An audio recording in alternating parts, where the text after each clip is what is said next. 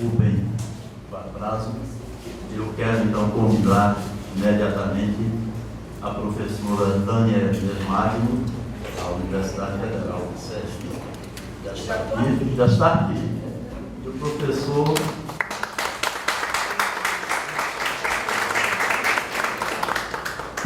professor Hermano Machado Ferreira Lima, da Universidade Estadual do Ceará.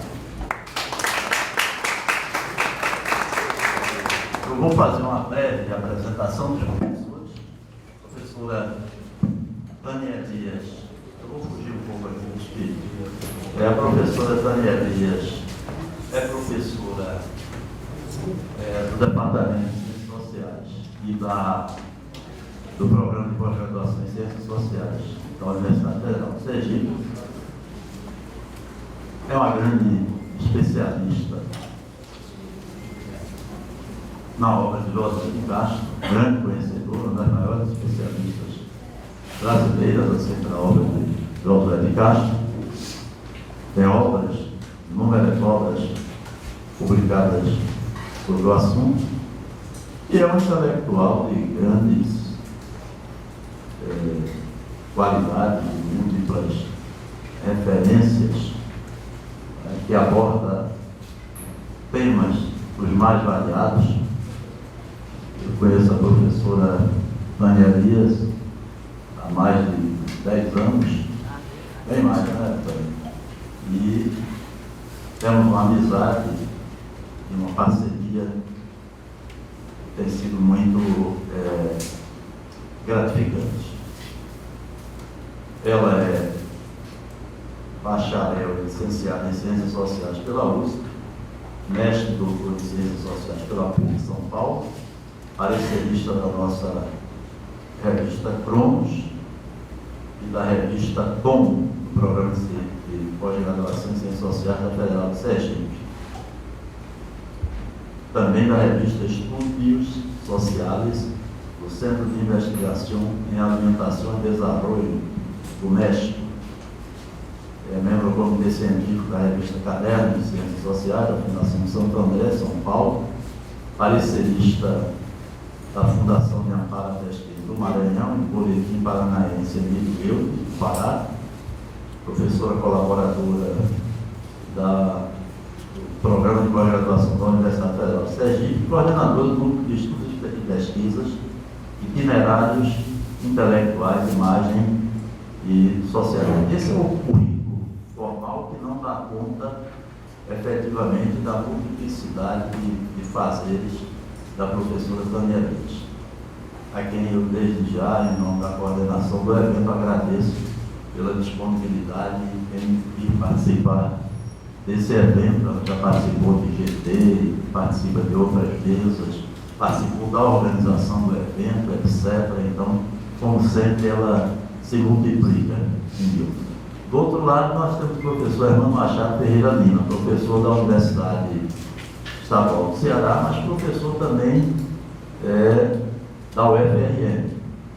O professor Hermano é graduado em Sociologia pela Universidade Federal de Pernambuco e tem doutorado em Educação pela Universidade Federal do Rio Grande do Norte. Professor titular da Universidade Estadual do Ceará. Atua principalmente nos temas Ulisses, Imaginário, Masculinidade e Educação. Na verdade, o professor Hermano, que tem tripla, tripla nacionalidade, não é bem isso, mas né? Ele é ao mesmo tempo cearense, pernambucano e potiguar, né? E joga bem nessas três posições. O professor Hermano foi uma das primeiras pessoas que eu conheci quando vindo de Pernambuco, me instalei aqui definitivamente no Rio Grande do Norte. É um intelectual de impressionante erudição, né? Uma pessoa de uma grande generosidade humana, né? De grande disponibilidade, e que sempre está presente nos nossos eventos, nas nossas bancas, até pelo amplo conhecimento que ele dispõe. Praticamente quase toda a banca, quase todo tema, ele pode estar presente e contribuindo, né? Eu queria agradecer também ao professor Hermano. Bom, nós vamos desenvolver A professora Tânia Dias vai falar sobre a obra de José de Castro, o professor Hermano vai falar sobre a obra de Florestan Fernandes, eu vou falar sobre a obra de Fernando Henrique Cardoso. Eu vou deixar cada um, obviamente, apresente o seu próprio autor e dê as suas considerações. Eu queria então convidar inicialmente, por uma deferência que sempre fazemos aos nossos visitantes, o professor Hermano é um visitante de perto, a professora Tânia vem de mais longe, então eu daria a palavra à professora Tânia Dias para iniciar. Bom dia, desculpe o atraso, e não vamos falar exageradas do meu amigo Spinelli. Os amigos colocam a gente às vezes em situações perigosas, então esses superlativos vocês manevram um pouco, não é tanto assim não. Mas é um prazer estar aqui. Eu volto a dizer, para mim, vir à Universidade Federal do Rio Grande do Norte é sempre muito satisfatório, é muito compensador, e eu me sinto assim, muito honrado. Eu gosto demais da universidade, tenho aqui grandes amigos e também tenho uma parte da minha carreira feita por essas idas e vindas aqui, porque a carreira da gente não se faz só na escola, se faz em todos os ciclos que a gente caminha, de aprendizado. A vida é um grande aprendizado, né? E se a gente não assim entender, a gente é um aluno ruim, vai ser reprovado no final. Então, tudo é um grande aprendizado. Gosto muito do Rio Grande do Norte, de Natal. Então, eu sempre que venho para cá, com a oportunidade, eu venho feliz. Né? Isso é bom para a gente ver feliz. Bom, a tarefa que me deram sobre participar dessa mesa, ela foi um pouco assim também em cima, né? Ficou assim um pouco corrida. Talvez se eu tivesse mais tempo, eu nem trabalhasse Josué. Não que eu não goste dele, é o autor da minha vida. Eu talvez trabalhasse Ottaviani, que eu acho que é um autor de sociólogo, que deu muita contribuição, tem muito a dizer, mas eu não tive tempo para me debruçar como eu queria. Então, eu disse a Spinelli, posso falar de Josué? Ele disse, pode. Então, estou trazendo para vocês a contribuição de José de Castro para a sociologia brasileira. Só dizendo o seguinte, me desculpem, vai ser uma palestra, talvez que deixem vocês a desejar, porque não dá em 20 minutos para você trabalhar a complexidade de um autor como Josué de Castro. Pegar toda a obra, vida e obra se misturam, então seria brincadeira eu fazer isso. Então eu fiz um recorte autoritário, porque quando a gente faz recorte, faz do ponto de vista da gente, talvez não seja o que vocês quisessem, para trazer aqui reflexão apenas sobre 3 obras. Bom, essas são algumas obras importantes deles: Geografia da Fome, Geopolítica da Fome, Fome é um tema proibido, Homens e Caranguejos, são obras de profundo teor sociológico, profundo. Esse é Josué de Castro. Ali faltou, inclusive, 7 palmos de terra e um caixão. Aqui é Josué de Castro, ele jovem, bonito, né? Tinha 21 anos, fotografia da formatura de medicina dele no Rio de Janeiro. Josué de Castro aos 50, Josué de Castro já perto dos 60 e poucos anos, já no final da vida. Ele morre com 65 anos, morre novo, não é? E também é bom para a gente ver a gente como é que vai, né? A gente vai fazer uma fotografia da gente, menino, jovem, não sei o quê, a minha eu parei em certa idade, então pode ter mais comparação, pode pedir. Bom, essas são as obras dele publicadas, livros. Ele tem não sei quantos artigos, centenas de artigos, discursos, é uma produção incrível. Então, são alguns dos artigos, dos livros, começa em 32.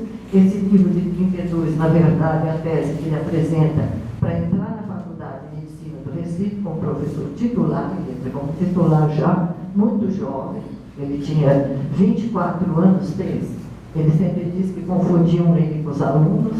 Pode seguir. E esse último livro, os 2 últimos livros, são publicações a posteriori, após a morte dele. Tanto Fome é um tema proibido, quanto Mensagens, publicado em Bogotá, na editora Colibri. Ele falece em 73, então são obras pós-mortem. Fome é um tema proibido é uma coletânea de artigos que forma esse livro, né? Coordenado pela filha mais velha dele, Ana Maria, e é isso. Bom, aí eu vou começar a falar da contribuição do José de Castro no campo da ciência social. É tarefa muito difícil de ser feita. Por quê? Primeiro porque ele não era cientista social como hoje nós chamamos graduado, porque nós somos cada vez mais burocráticos no saber. O saber é burocratizado. Você tem papel de quê? Então você faz isso. Você tem papel de quê? Nós deixamos de lado um pouco a valorização daquelas pessoas que se espraiam em vários saberes, não é? Mesmo sem formação específica, elas se tornam expert em algumas áreas. Isso era a época de José de Castro, né? Então, ele tem uma extensa produção, vocês viram pelos livros, só pelos livros, uma extensa produção, e também uma extensa vivência. A vivência dele é muito grande na seara que ele colocou para si, que é a fome. Ele é médico de formação, se especializa no que hoje seria endocrinologia. No tempo dele não tinha isso. E depois cai no campo da nutrição, tá? Como médico, tá? Então ele não era formado na área, na época que ele se forma em 24 até 34 a primeira Faculdade de Ciências Sociais oficial. Nós tínhamos um sociólogo formado, que era Gilberto Freire, formado fora. Esse sim era sociólogo de formação.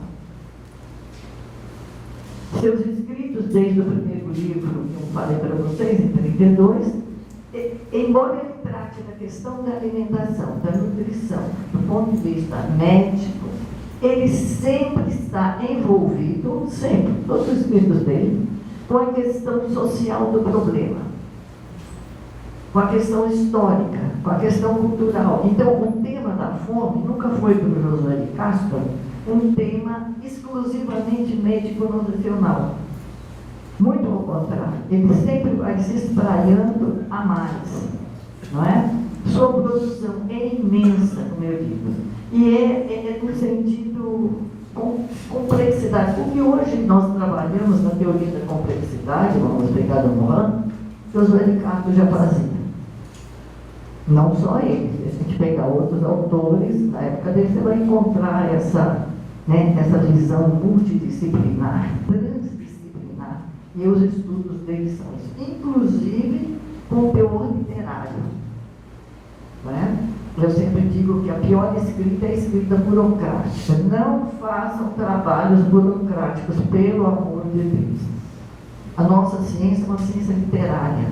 Nossa ciência tem que ter precisão, mas beleza, suavidade, cativar. Esse trabalho burocrático é a coisa mais ridícula que tem. Parece funcionário público botando carimbo, né? Mas a gente tem uma tendência a burocratizar o conhecimento, tá? E eu vou me deter aqui em 3 obras. As Condições de Vida das Classes Operárias no Recife, uma obra de 32. Geografia da Fome e Geopolítica da Fome. Essas 3 obras eu selecionei para nossa conversa, porque elas vão nos dar a dimensão da contribuição do Josué para as ciências sociais. Claro que ele seria muito maior. Bom, esse depoimento do Josué expressa por que ele foi fazer, por que ele resolveu fazer um inquérito às condições de vida das classes operárias no Recife. Inquérito pioneiro. Nunca tinha sido feito no Brasil algo similar. Nunca. Ele é o primeiro, ele é o pioneiro. Depois dele vão ser feitos outros inquéritos no Rio de Janeiro. Em 35, 36, fazem outro. Ele é de 32. E veja, o que é que leva o Josué a fazer isso? A experiência que ele teve traumática com um um médico numa fábrica de couro do Recife. Como médico, ele não podia curar a doença dos operários, porque era fome. E ele fala para os patrões que é demitido. Então, é o primeiro tapa, né? A primeira realidade, que ele é menino da fome. Josué de Castro é um menino filho de fugitivos da seca do Nordeste, de 1877, uma das piores secas que assolou o Nordeste. Aliás, o sertão cearense, né? Ceará, sabe muito bem contar as vítimas dessa seca. Foi uma seca que o imperador disse que vendia todas as joias da coroa para resolver o problema. Uma coroa não tinha muitas joias, não devia mais do que tinha, mas nem vendeu e nem resolveu. E até hoje não foi resolvido o problema, é bom que se diga. Não foi resolvido o problema. Né? Então você veja que é um problema que persiste. Né? Ele é filho disso, a mãe dele era filha de criação do senhor de engenho, se casaram, foram morar no Recife, o pai era marchante de leite, tinha uma pequena propriedade na Paraíba, mas criador de gado, naquela época pequeno, não era elite, portanto ele não pertencia à elite, era meio, vocês viram pela fotografia, um acaboplado, e isso num Recife elitista, branco, senhorial, é complicado. Não é? Então ele sofreu todos esses percalços, mas eu não vou entrar no detalhe da vida dele aqui não, tá? Então ele diz o porquê que fez esse inquérito. Pode passar. Bom, o que ele queria? Averiguar a alimentação das classes assalariadas, aquelas que suas condições econômicas desfavoráveis e seu baixo nível intelectual pior se alimentam. Pior porque a ignorância é um fator prejudicial à saúde. Aí é que está, porque a educação é importante, a boa educação. Porque ela dá aos indivíduos, dá ao cidadão condições dele saber como é que ele vai se alimentar, como é que ele vai viver, porque ele precisa tomar banho, porque ele precisa isso, porque ele precisa aquilo, e evitar algumas doenças. Então, as pessoas às vezes se alimentam mal, não é só porque não tem dinheiro, não. É porque não tem noção do que é a combinação de alimentos que possa lhe dar digamos assim, uma saúde. Hoje nós temos esse problema, eu tenho trabalhado com isso, eu tenho trabalhado com um tema que eu tenho chamado a fome, a modernidade da fome, um trabalho que eu tenho feito bastante, que é as pessoas que passam fome, ou para ficarem magras, ou para atenderem uma questão estética, ou porque se alimenta em porcaria, porque é mais fácil, ou porque está na moda. Entope-se de sanduíche, de batata frita, de chips, de não sei o que, vocês vão fazer uma coisa assim. Ou então porque esses alimentos são mais baratos. Muito mais barato você comprar uma sacolinha de chips e dar para os seus filhos, do que você comprar uma maçã, uma laranja, uma carne. É caro, vai ficar mais caro. Então, uma pessoa que tem muitos filhos tem que se virar. Então, nós estamos vendo um tipo de fome que não é starvation, não é a fome por falta de comida, não é? É a fome por falta de se alimentar direito. Então, é por isso que ele chama, por ignorância, às vezes, por não saber combinar alimentos. Ele era médico, né? Fazem isso, né? Ele vai fazer, feito à luz da demografia, de capital importância para a avaliação da capacidade econômica de um povo. Veja, isso não é bem o médico que está falando, né? Não é bem o médico. Porém, as indicações obtidas através desse estudo serão ainda mais úteis e precisas se cotejarmos os dados estatísticos e econômicos de índole puramente social com os dados de indagação biológica das classes sociais, né? Saiu uma interpretação histórica econômica à luz da biosociologia, né? Pode passar. As condições de vida do operário exclusivamente na área urbana, apurando seu salário médio, distribuição proporcional, isso é o que ele leva em consideração. Isso de uma metodologia precisa, de um rigor científico na época, muito importante. Pode passar. Uma outra questão interessante a se levantar é a preocupação ele tinha entre cultura e hábitos alimentares. Ele nunca separou isso. Ele teve uma grande influência do Câmara Cascudo, aqui em Potiguar, eles eram muito amigos mesmo. Não é? E havia um diálogo muito constante, e o Câmara Cascudo, devido que trabalha como trabalhou, como ninguém, com a questão da cultura alimentar, né? Ele pega esses hábitos. Tá? Então, no prefácio de uma obra escrita junto com a Cecília Meirelles, chamada Festa das Letras, publicada em 1936 para a Campanha Nacional de Alimentação, não é? Isso no período Getúlio Vargas, né? Eles criam um departamento e eles elaboram essa cartilha para distribuir nas escolas, para que as crianças aprendam, ao aprender a ler e escrever, os hábitos alimentares já estão feitos. Então, cada letra é um alimento e tem todas as condições desse alimento, tá? Enfatiza a cultura e a relação do ato alimentar. Ele diz, come-se aquilo de que se aprendeu a gostar.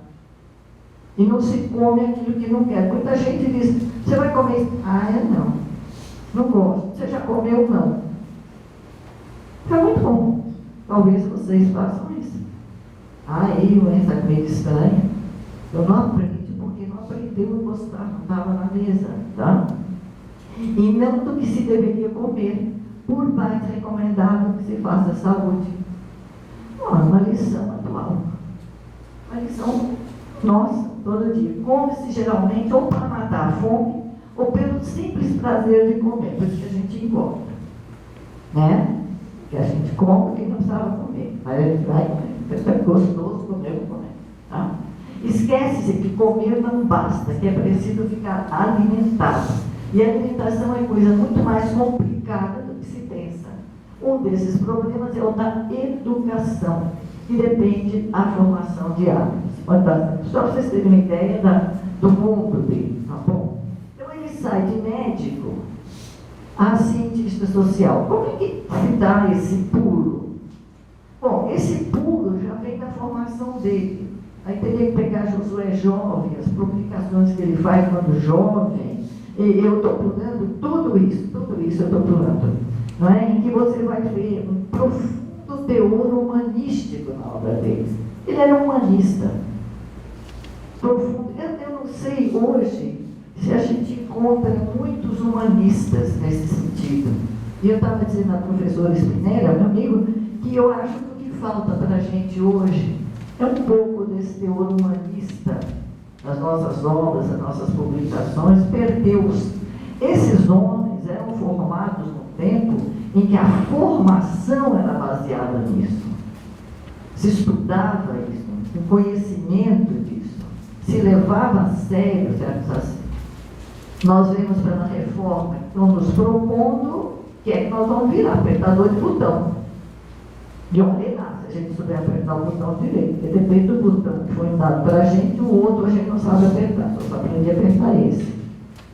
O Noemi Durkheim, na divisão do trabalho social, chama a atenção para essa tendência, o que seria a sociedade futura, a sociedade dos especialistas. É importante vocês pegarem essa obra do Emile Durkheim, que muita gente despreza o Durkheim, é positivista, é não sei o quê, não, grande sociólogo, e ler a chamada que ele faz, de que nós vamos chegar a um tempo que nós não vamos nos identificar mais em nosso lugar por causa dessa super especialização. Nós vamos perder isso. Então, veja. Bom, ele não raro era que se travestia nos seus personagens. Não é? E há alguns livros que são eminentemente básicos da formação, da sua contribuição para uma sociologia da fome. Porque a grande contribuição do Josué de Castro é, talvez, o primeiro autor no mundo, por isso ele foi tão famoso, por isso ele foi uma personalidade internacional. Essa é a contribuição para pensar numa sociologia da fome. Eu estive em 2005 num programa em Coimbra, da escola de Coimbra, né, do Boa Ventura, e levei com Josué Ricardo e fomos discutir. E discutindo com o professor Pedro Espanha, dizendo, puxa, no seminário que eu fiz, devia ter meia dúzia de gato pingado, inclusive o professor Pedro Espanha, mas o professor que era obrigado a estar lá, 3, 4 pessoas que eram geógrafos. E eu disse, puxa, eu tinha andado bastante por Portugal, com os olhares críticos, né, para ver as filigranas, os por trás da porta, porque se você chega à sociedade, não é que você vai olhar para mostrar para turista, não. É exatamente o que não se mostra para turista onde a sociedade está. É ali que você enxerga a sociedade. E vi muita coisa estranha. Em 2005. E falei para Pedro, ele falou, um tema, o povo parece que não quer mais Tânia.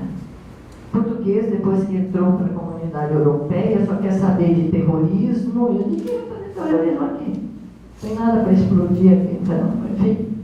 E não sei o que, não interessa. Eu digo, mas tome cuidado. Porque brevemente esse muro vai cair. E ele diz, a gente sabe disso. Porque houveram falácias, quando se entrou na comunidade europeia, terríveis. Uma delas é, não pensaram na população do campo. Os pequenos agricultores, nada disso foi encampado no projeto quando se entrou na comunidade europeia. Então, o tema da fome é um tema que é, infelizmente, presente, atualista. E na nossa sociedade também. Ainda é atual. Tem muita fome. E aí eu não estou falando da fome dos que querem ficar magros, bonitos e modernos. Não é a modernidade da fome. Eu estou falando da fome tradicional. José Taranto foi um autor que estudou esse tema de Josué de Castro, né? Ele afirma que os valores humanistas que incorporou na juventude e que estão presentes em seus escritos literários lhe dotaram de um senso de profunda humanidade e espírito de universalidade que o animaram. Essa é a base para ele. Autodidata, sem amarras das escolas e doutrinas sociológicas, elabora uma sociologia de caráter humanista muito própria, dificilmente podendo ser enquadrada nessa ou naquela corrente de pensamento, mas antenada com a produção científica de sua época. É um incrível contato que ele mantém com os intelectuais da época, na área de sociologia, da antropologia, da história, da filosofia, da matemática, da física. Eu pesquisei os arquivos de Josué de Castro no Recife, quando ainda estava no centro de Josué de Castro, tudo lá pontuado. E é impressionante, mas é um negócio assim que você sempre fica, ai, não acredito. A quantidade de leitura, a diversidade de temas que ele tem, da física nuclear à poesia mais simples. Tudo isso entrava no âmbito do conhecimento dele. A biblioteca dele é imensa. Você abriu os livros, tudo marcadinho, parece os meus, tudo rasgadinho, sabe? Marcadinho. Papelzinho. Ele guardava o rascunho do rascunho. Né? Para folhear aquele arquivo dele, que não estava ainda à disposição, eu fui a primeira pessoa a trabalhar com isso, tive